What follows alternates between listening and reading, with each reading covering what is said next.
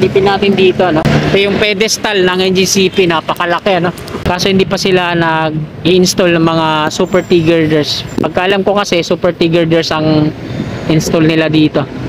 Bali 1, 2, 3, 4, 5. So 6 na super T-girders, no?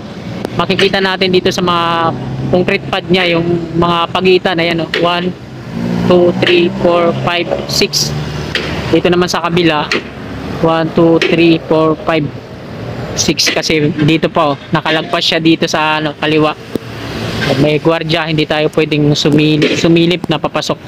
Stasyon na po ng Santa Mesa yan dyan, patungo dun sa loob. Sinimulan ko to, walang naniniwala sa paligid ko. Ano? Ang oras po natin ay alas 8:40 na po ng umaga. Ngayon po ay araw ng Martes, ika-23 na po ng Enero, taong 2024. At nandito po tayo sa kahabaan ng Road 10 Street upang mag-update dito sa Ramon Magsaysay Boulevard NLEX Connector.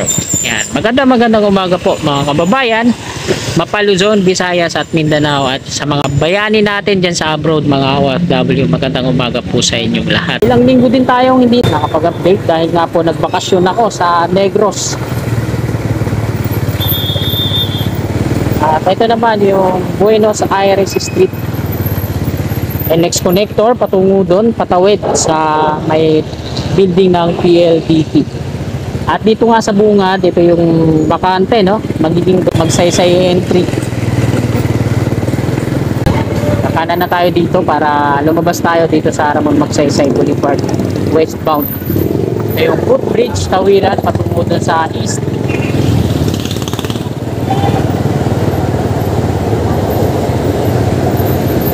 Yung mga awang dito sa part na to sa bungad, no? Hindi pa na didiretso yung Center Island, pero dun sa kaliwa naporing na po yung mismong niya, wall barrier para sa Center Island. Muna, wala pang mga lupa at di pa natataniman ng halaman. Ito na lang, dito na lang sa harapan natin, di pa nagagawa. Poste ng NGCP, nilagyan nila ng footing, at ito nilagyan na rin nila ng mga chevron lines, mga kulay dilaw at itim na linya na yan.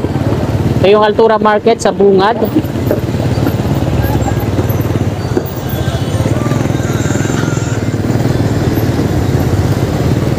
At ayan na po yung viaduct ng NLEX Connector dito sa westbound, patawid dun sa east.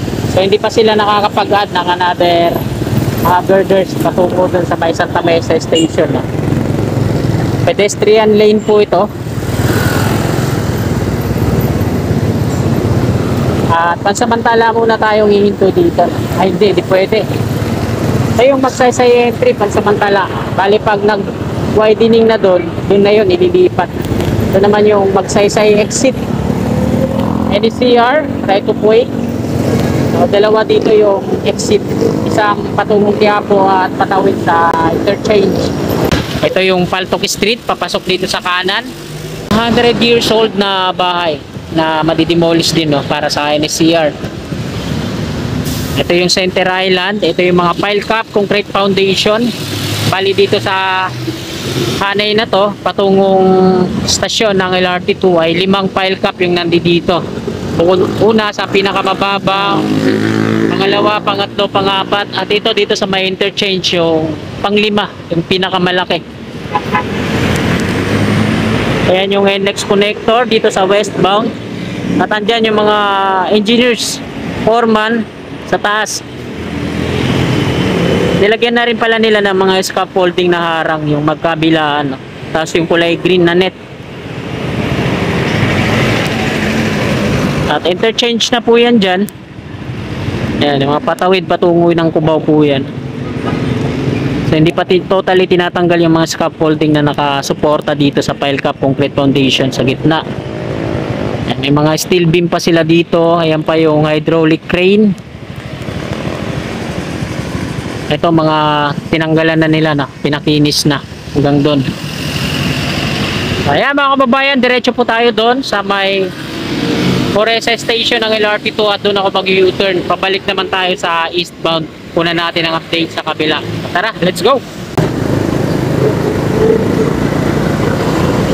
Dito sa kabila, yun, diretso na rin yung Center Island.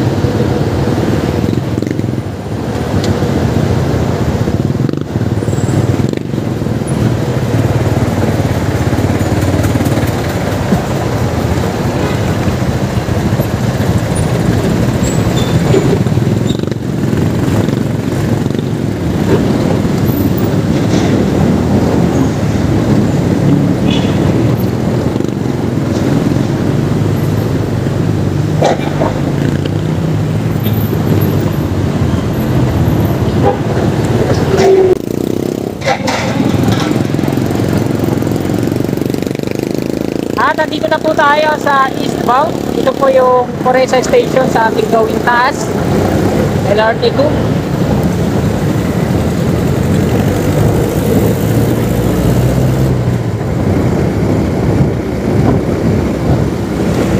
Hindi na po tayo gigilid dito sa kaliwa. Dito tayo sa ano para makita natin ang buo. Ito, na-pouring na yan dyan. Diretso na yung Center Island. Nalagyan na rin nila ng mga chevron lines sa part na to. So hanggang doon hindi pa natatapos. Merong nakaposte na gwardiya dyan. Ito yung mga pile cap, concrete foundation. So kita naman natin yung lagpas niya, no? Halos isang linya. Ito yung hydraulic crane na nakikita natin sa kabila kanina. At ito naman yung magiging pedestrian dito. Ayan. Ito yung pile cap dito sa may interchange. At interchange na po ito dito. Ayan yung mga engineers at mga foreman sa taas. So nandito na sila sa pile cap dito sa kabila. Ayan, nilagyan na nila ng malalaking rebar.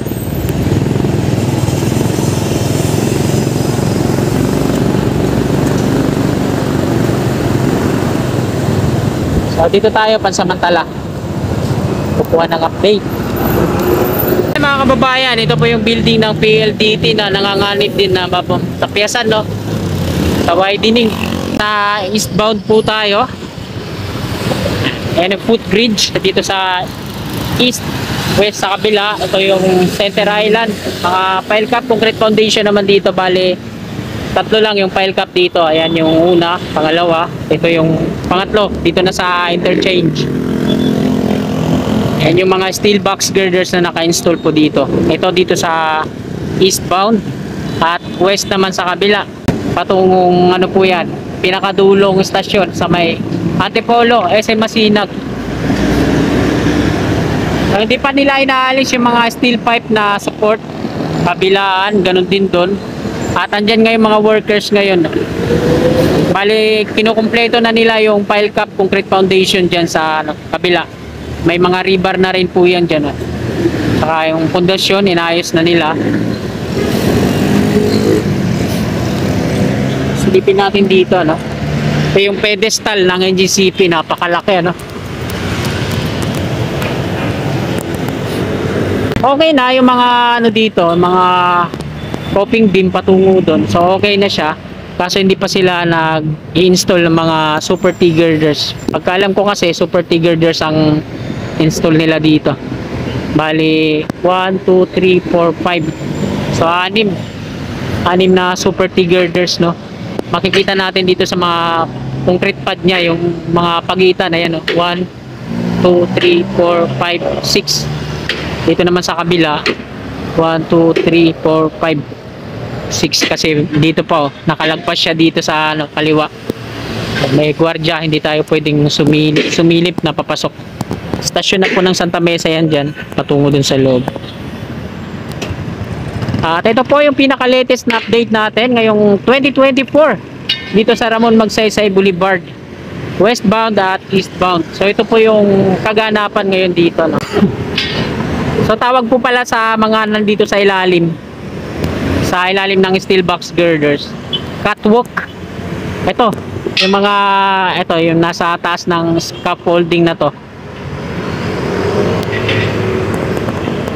Ang tawag po pala dyan yung mga ganito, catwalk. Ayan din yung naka-install dito sa ilalim ng steel box girders. So ayan mga kababayan, natapos na po tayo sa ating update ngayong araw ng Martes. Sa 23 na po ng Enero taong 2024.